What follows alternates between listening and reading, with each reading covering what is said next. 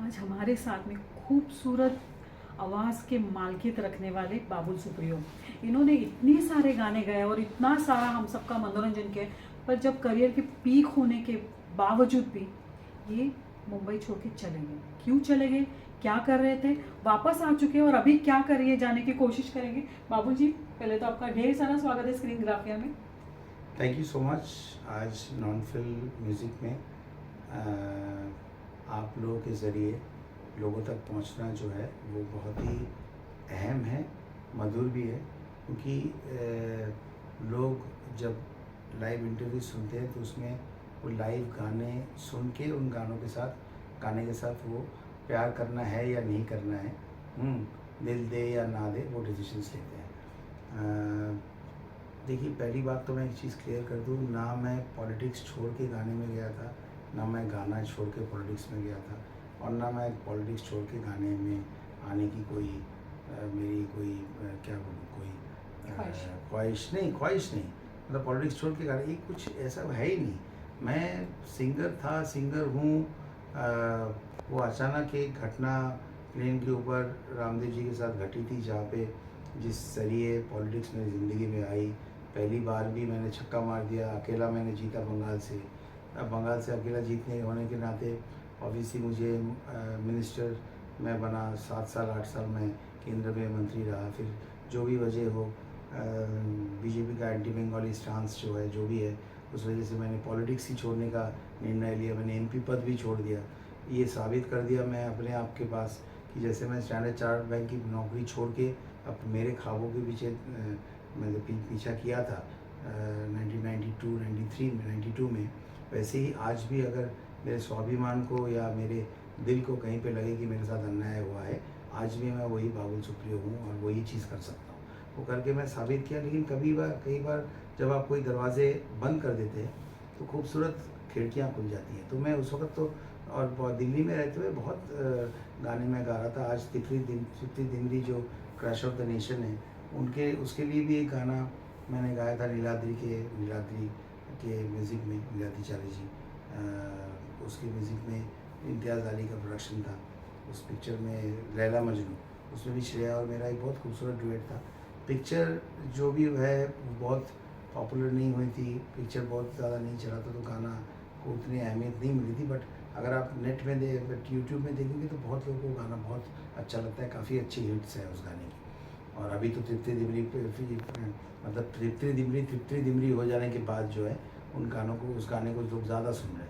तो ऐसा नहीं था, और वहाँ पे भी मैं बहुत शोज़ कर रहा था, फॉरेन ट्रैवल भी कर रहा था, सब कुछ कर रहा था। लेकिन बीजेपी में बाद में 16-17 साल के बाद से एक टेक्टोनिक शिफ्ट आया, जहाँ पे प्रधानमंत्री जी जो है शोज़ में मेरा गाना गाना या टीवी इंटरव्यूज़ में सीरियस डिस्कशन भी अगर हो, तो एंड में मैं by one get one free हूँ। अगर मुझे कोई पॉलिटिशियन बाबुल को लेके जाता है तो वो गाना एक दो गाना गाने के लिए कहते हैं, गाने के बारे में तो सवाल कर लेते हैं।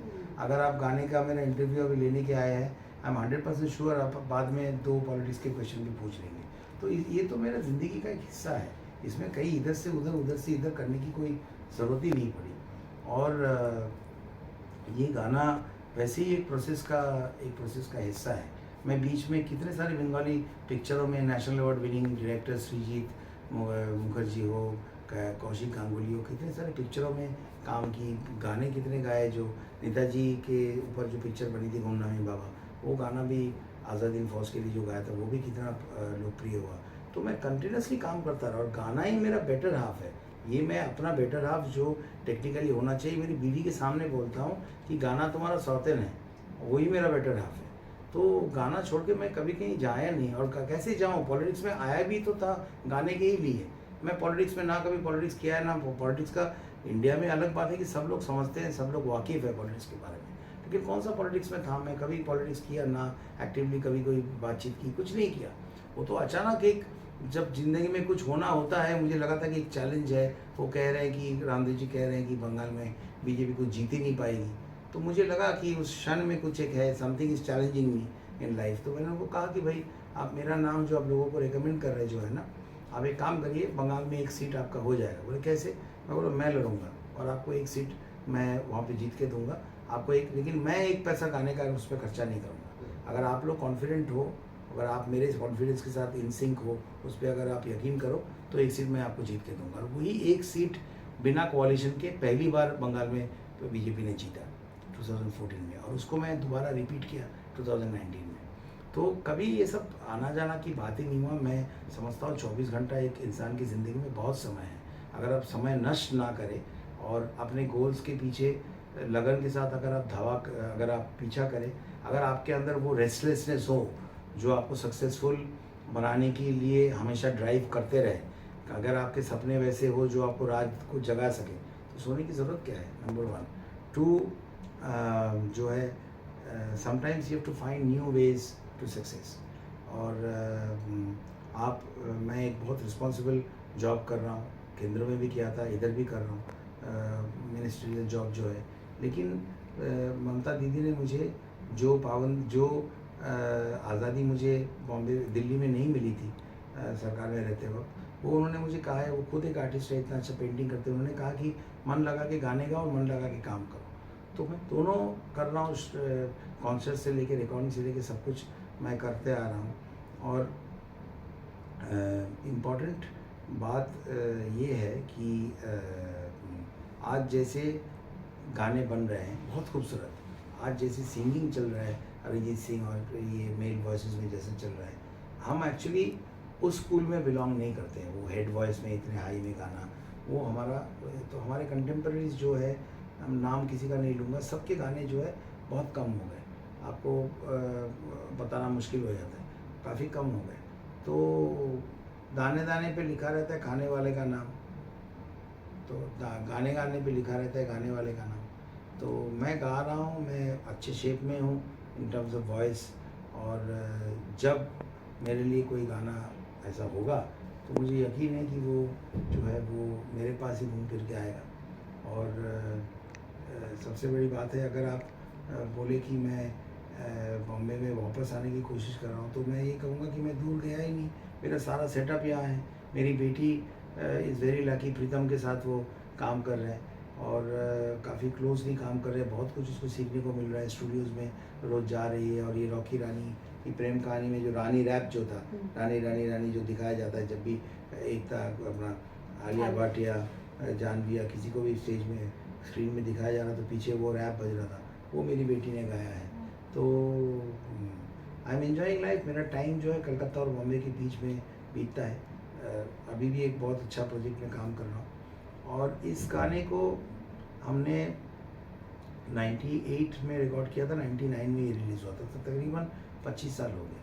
तो जब आप कोई पुराने गाने को नए तरीके से या आज के ज़माने के लिए उसको रिलीज़ करने का प्लान करते हैं, तो ऑब्वियसली तभी करते हैं जब उस गाने का एक शेल्फ लाइफ होता है, जब लोग उस गाने को याद रखते हैं, जब उस गाने को आज भी मेरे लाइव शोज़ में लोग सुनना चाहते हैं। तो इसीलिए जो हमारे टिप्स म्यूज़िक के जो कर्णधार है, जो कुमार तौरानी जी, उनसे एक बात हो रही थी, तो हमको लगा कि ये गाना खोया पहचान साजिद वाजिद का बहुत खूबसूरत कंपोजिशन है। वाजिद भाई इतने कम उम्र में चले गए, लेकिन समीर जी का लिखा हुआ था। फराह खान का फर्स्ट डायरेक्टोरियल वेंचर था। दिया मिर्ज़ा उस वक्त की एशिया पैसिफिक बनी थी, 19 एशिया पैसिफिक बनी थी, वो भी वीडियो में फीचर किया था। तो हमें लगा था कि उस वीडियो को और उस गाने को एक नया तरीके से आज के ज़माने के सामने, आज के लोगों के सामने लेके आए, क्योंकि कंपोजिशन भी बहुत स्ट्रॉन्ग मेलोडियस कंपोजिशन है। तो उस टाइम पे कुमार जी का ही आइडिया था कि क्यों ना इसे लो-फाई बनाए, क्योंकि जो ड्रीमी गाने होते हैं वो लो-फाई का फॉर्मेट में जो एक्स्ट्रा रिवर्ब, डिले, एक जो रिसाउंडिंग वाला इफेक्ट होता है कि रिवर्बेशन हो रहा है, उसमें शायद थोड़ा सा और वो ड्रीमी हो जाता है। और एक ट्रेंड भी चल रहा है हिट गानों को लो-फाई बनाने का, तो वही सोच के इसको बनाया गया था। जो वीडियो डायरेक्टर हमारे हैं, वो आप देखिए कितनी खूबसूरती से उसको एडिट किया है, कैसे हम पीछे मुड़ के अगर देख रहे तो कैसे पेड़ से वो फोटोग्राफ्स लटक रहे दिया मिर्ज़ा के, वो है। तो आजकल तो पैसा देके आप 2 दिन में चाहो तो 4 मिलियन 5 मिलियन हिट करा सकते हो, लेकिन आप हमारे वीडियो देखिए, एक बहुत खूबसूरत हेल्दी 2-3 हज़ार का ऑर्गेनिक ग्रोथ हो रहा है पर डे। लोग एक दूसरे के साथ और ज़्यादा शेयर कर रहे हैं, वर्ड टू माउथ में बढ़ रहा है, क्योंकि अनफॉर्चुनेटली एफएम रेडियो स्टेशंस हो या टीवी चैनल्स हो, आजकल नॉन फिल्म इंडी पॉप को कोई अहमियत देते ही नहीं. So only about Bollywood. But independent music is a very big scene. और आई होप कि इंडी पॉप का वो जो गोल्डन पीरियड है वो वापस आए. और कई सारे आर्टिस्ट जो है अपने यूट्यूब चैनल्स में अपने इंडिपेंडेंट म्यूजिक रिकॉर्ड कर रहे हैं. तो आई एम लकी कि टिप्स खुद ही जो है इस गाने को इस तरीके से उन्होंने रिलीज़ किया. और हमें जो फीडबैक मिल रहा है तो हम काफ़ी प्रोत्साहित है, काफ़ी उत्साहित है. और अभी तक बहुत प्यार इस गाने के लिए मिला है. जिन लोगों ने पुरानी वर्जन भी सुना है वो भी लिख रहे हैं कि बहुत अच्छा लग रहा है, क्योंकि दोबारा इसको हमने डब किया है. जो लोफाई का ट्रैक अभी बन प्रज्ञा नया मतलब बडिंग म्यूज़िक डायरेक्टर्स है, उन्होंने जब से उन्होंने ये ट्रैक बनाना शुरू किया हमको कभी नहीं लगा कि इस गाने के मूल एसेंस जो है लव, रोमांस, सॉफ्टनेस, इससे हम कहीं दूर जा रहे हैं. तो ये भी उनको मैं काफ़ी क्रेडिट दूंगा कि उन्होंने गाने का एसेंस को, बदलाव बहुत हुए बाद में, लेकिन कभी भी हम अलग पेज में नहीं थे. और ना हमारी ये मकसद थी कि इस गाने को कोई डांस बना दे या कुछ डिस्को वर्जन बना दे, ऐसा कुछ नहीं. डिस्को इन द सेंस कोई क्लब वर्जन बनाए, ऐसा कुछ दिमाग में नहीं था. तो जो हम चाहते थे एंड रिजल्ट हम वैसे ही कर पाएँ. और जो वीडियो जो है बहुत खूबसूरत बनी है और जिस तरीके का हम रिस्पॉन्स लोगों से उम्मीद करते हैं वैसा ही हमें मिल रहा है. तो वी आर वेरी हैप्पी. बहुत खूब और बहुत डिटेल में आपने आंसर दिया. आपका म्यूज़िक जब थे आप, मतलब आपको काफ़ी साल यहाँ पर हुए और मतलब आप बता रहे जैसे बच्चे थे और जवान भी यहीं पर हुए, तो ये जो दौरान जो समय बदला है, म्यूज़िक बदला है, गाने का तरीका बदला है, बहुत टेक्नोलॉजी आ गई, कहाँ बैठ के आप ऑडियो फाइल भेजो हो जाता है, ये जो बदलाव आया म्यूज़िक में उसके बारे में आपका क्या ऑब्जर्वेशन है? अच्छा ही तो है. Change is only constant. देखिए मेरा ब्लड ग्रुप भी पॉजिटिव है. मैं कभी भी कंप्लेन नहीं करता हूँ ये ख़राब है वो बुरा है. सिनेमा फिल्म्स बनते हैं, अलग अलग टाइप के फिल्म्स भी बनते हैं. आप उसको थिएटर्स में रिलीज़ किए जाते हैं. आप जाके देखिए, अच्छा लगा तो अच्छा बोलिए, बुरा लगा तो बुरा बोलिए, क्या फ़र्क पड़ता है. आपको देखना ही है कोई फिल्म, ऐसा तो कोई ज़रूरी नहीं है. आपको सुनना ही है कोई गाना, ऐसा ज़रूरी नहीं है. और टेक्नोलॉजी तो बदलेंगे, इक्विपमेंट्स बदलेंगे, नए नए तरीके आएंगे, नए नए सॉफ्टवेयर आएंगे. आज एआई को लेके इतनी बात हो रही है. तो ऑर्डर ऑफ द डे है. एक बात है कि हाँ, हमारे समय पे हम जो है बहुत मेहनत से सा को पुख्ता करके इंडस्ट्री में आते थे. हाँ, तो अगर आप सुरीला नहीं हैं तो आप सिंगर नहीं बन सकते हो. और फेमस सिंगर बनने के लिए सुरीला तो आपको बनना ही है. ये एक मैंडेटरी चीज़ थी. आज वो नहीं रहा है. आज आपकी मैं बोल रहा हूँ, मैं आपकी आवाज़ जो अगर मुझे लगे कि मेरे फिल्म में कोई कैरेक्टर में बहुत फिट बैठती है और आपसे मुझे गाना करवाना है, तो हर आदमी थोड़ा बहुत सुर में तो मतलब सुर के इधर उधर थोड़ा बहुत गा तो लेते ही हैं. तो हम उनसे गवा लेंगे और फिर मशीन के ज़रिए स्टूडियो में उसको एकदम मतलब क्या कहूँ, एकदम इम्पेकेबली ब्यूटीफुल बना देंगे. और ऐसे बन भी रहे हैं, गाने हिट भी हो रहा है. तो क्यों कंप्लेन करें. जो हो रहा है अच्छा हो रहा है. जो हुआ था वो भी बहुत अच्छा है. जो आज हो रहा है वो भी बहुत अच्छा है, क्योंकि सिंगर्स बहुत पॉपुलर हो रहे हैं, उनके कॉन्सर्ट्स बहुत हिट हो रहे हैं. तो इट्स गुड. मैं ख़राब नहीं बोलूँगा. हाँ, अगर आप सुरीले सिंगर्स की इंडिस्पेंसिबिलिटी की बात करेंगे तो वो इंडिस्पेंसिबिलिटी ख़त्म हो गई है. वो कभी कभी कोई भी जो मेहनत किया है, बहुत रियाज़ किया है सुर में गाने के लिए, उनको ये बात कभी कभी थोड़ी बहुत खलेगी. बट उससे कोई फ़र्क नहीं पड़ा, उससे कोई फ़ायदा नहीं होगा. The old order change it, yielding place to the new. Change is the only constant. ये हम बचपन से स्कूल से पढ़ते हुए आए हैं. तो जब वो इम्तिहान आया है आप उसमें फेल नहीं कर सकते. तो आप कोशिश करते रहें सक्सेस पाने के लिए. अंदर वो रेस्टलेसनेस आप रखें, वो चाहत रखें, वो क्या कहूँ, वो जज्बात आप रखें. ज़िंदगी आपको कई तरीके से सरप्राइज़ कर सकती है. आपका ये आउटस्पोकननेस है ना, मतलब मुझे बहुत मेरे दिमाग में है, पर पॉलिटिक्स में आउटस्पोकननेस नहीं चलता, आपको पॉलिटिकली करेक्ट होना पड़ता है. तो पॉलिटिकली करेक्ट तो हूँ मैं आउटस्पोकन कहाँ हूँ. I have always been applauded for being a good speaker. मैं घुमा फिरा के बात नहीं करता हूँ.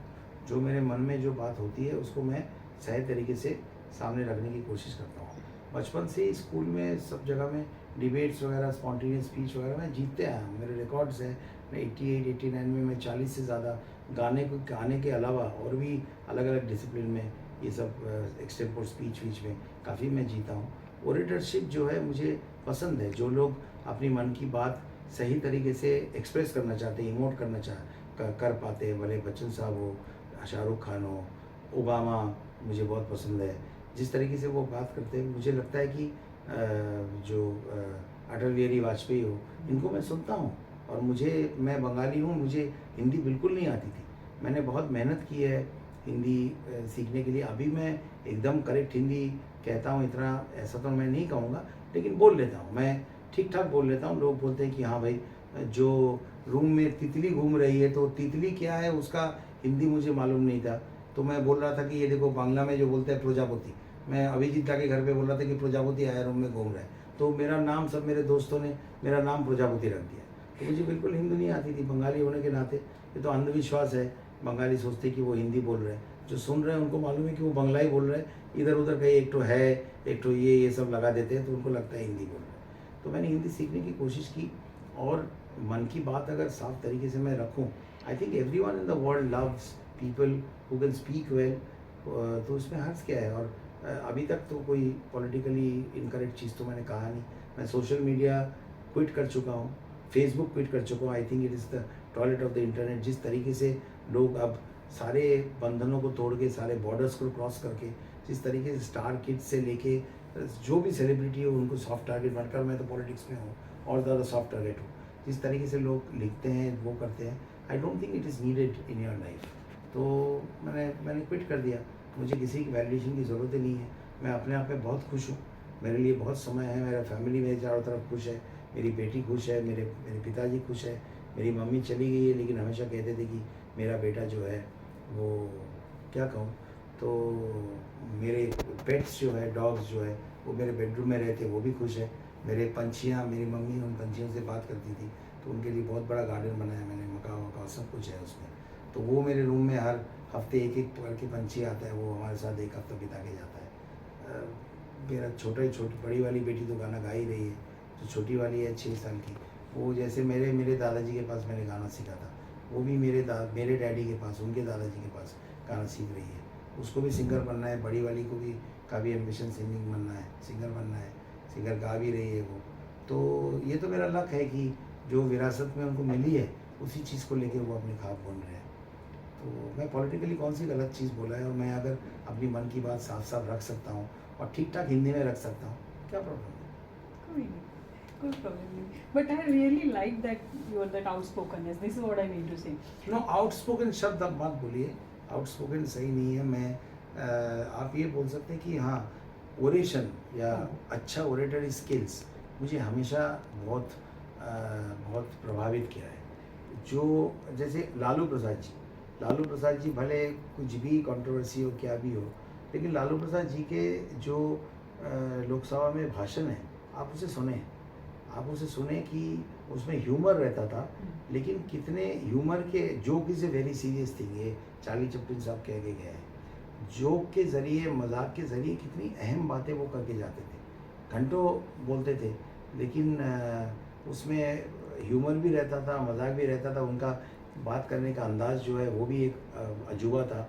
तो सब मिला के उन्होंने एक असर छोड़ी है। और अटल बिहारी वाजपेयी की लंबे लंबे आप स्पीचेस सुनिए, क्या उसमें खूबसूरत हिंदी के सहारे कितनी खूबसूरत मन की बातें वो बोलते थे। हमारे प्रधानमंत्री जी जो है, वो भले पॉलिटिकली में हम कुछ भी कहें, लेकिन in terms of oration, in terms of speeches देना, उसमें वो बहुत अच्छे हैं। उनके ओरेटरी स्किल्स जो है, मैं उनका काफ़ी सराहना करता हूँ। जब उस साइड में था, उनके साथ था, तब भी करता हूँ। अब जब अपोजिशन में हूँ, तब भी मैं करता हूँ।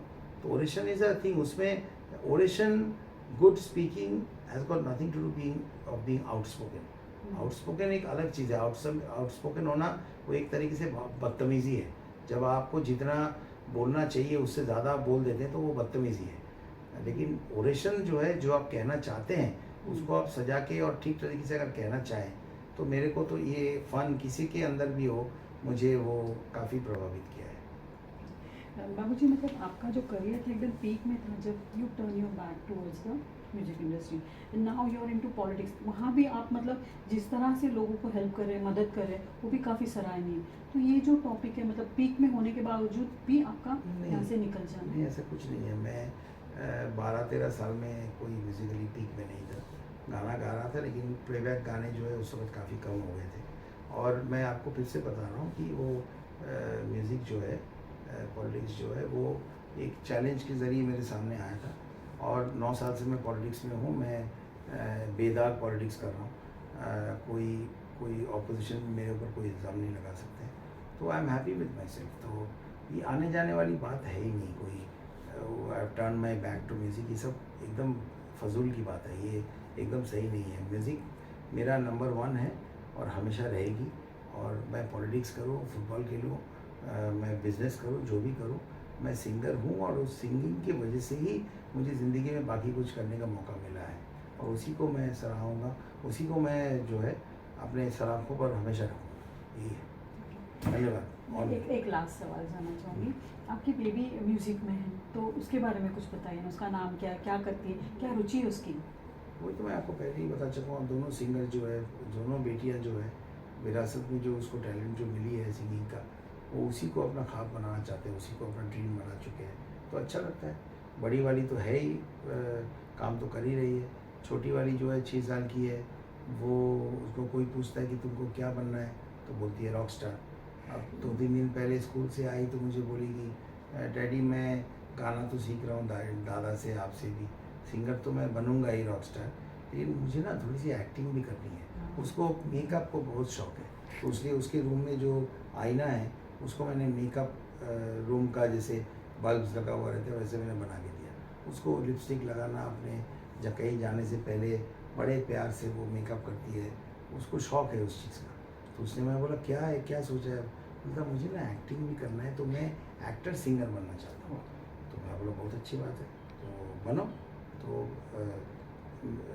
जो मेरे बच्चे वो अपनी ज़िंदगी में जो भी करना चाहें वो खुश रहें, और जो उनके ख्वाब हैं उन ख्वाबों के पीछे जाते वक्त जहाँ जहाँ पैसे सब कुछ नहीं होता है, जहाँ जहाँ जिस चीज़ में, मैं बेटी के लिए 50 लाख का एक वीडियो बना दूँ, कुछ नहीं होने वाला है। तो जहाँ जहाँ उसको डैडी की जिस तरीके की प्रोत्साहन की ज़रूरत पड़ेगी, मेरे एक्सपीरियंस के साथ जितना मुझसे हो सके मैं उसे उनके साथ शेयर करूँगा।